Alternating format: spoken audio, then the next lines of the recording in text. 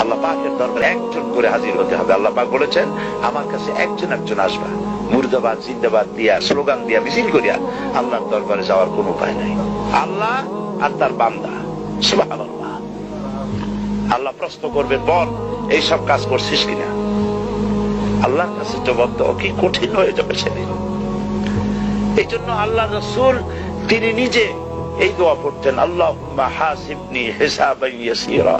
আয় আল্লাহ পাক, তুমি আমার সহজ হিসাব নাও। তো রাসূলুল্লাহ যদি সহজ হিসাব চান, তাহলে আমাদের উপায় কি?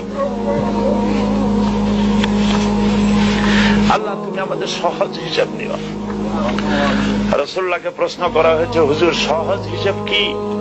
হুজুর বলেছেন, আল্লাহ যাকে মাফ করতে চাইবেন তাকে একটা পর্দার আড়ালে নিয়ে যাবেন, জিজ্ঞেস করবেন, এই বান্দা এইসব কাজ করছো?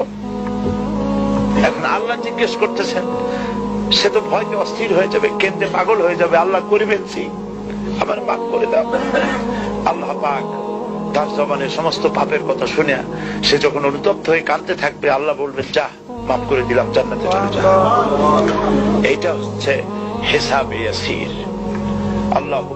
আল্লাহুম্মা হাসিবনি হিসাবান ইয়াসীরা। কাবা শরীফ মানুষ যখন তাওয়াফ করে, এই তাওয়াফের ষষ্ঠ তাওয়াফে একটা দোয়া আছে। এই দোয়া আমি যখনই পড়ি আমি চোখের পানি রাখতে পারি না। ষষ্ঠ চক্কর একটি দোয়া আছে। দোয়াটা হচ্ছে, আল্লাহুম্মা ইন্না আলাইয়া হুকুকান কাসীরান ফীমা বাইনি ওয়া বাইনাক। আয় আমার রব, তোমার সাথে আর আমার সাথে অনেক দেনা পাওনা আছে, আর তোমার বান্দাদের সাথেও আমার অনেক দেনা পাওনা আছে। তা আমি তোমার বান্দাদের কাছে যে বিষয় ঋণী আছি, সেই ঋণ পরিশোধের জন্য তুমি আমাকে যোগ্যতা দাও, পরিশোধের তৌফিক দাও। আর আমার কাছে তোমার দেনা আছে, তা আমার কাছে তোমার যে দেনা আছে সব দেনা তুমি শোধ করে দিয়েছো।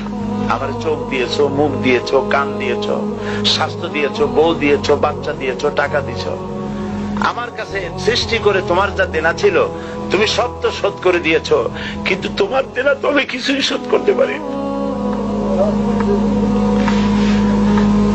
তোমার দেনা আমার শোধ করার একটা পথ আছে মাবুদ, সেই পথটা হলো তুমি আমার মাফ করে দাও।